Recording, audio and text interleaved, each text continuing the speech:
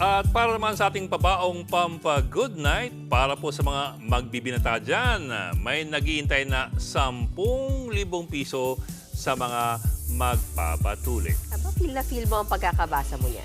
Easy money kung ituring na ginagawa ngayon sa Cebu.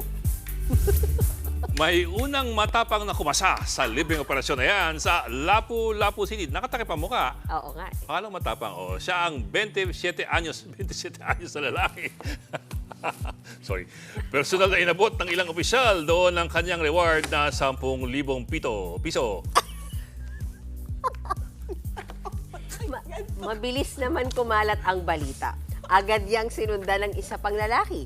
Paalala ng LGU, 20 years old pataas lang ang may reward. Pangikayat yan na huwag mahiya at huwag matakot. Mga kapatid, Ed Lingaw po, maging maalam at may pakialam sa mga napapanahong balita sa ating bansa. Para sa mas malalimang pagtalakay at paghimay sa mga issue at headlines, tumutok lamang at pag-subscribe sa social media pages ng News 5.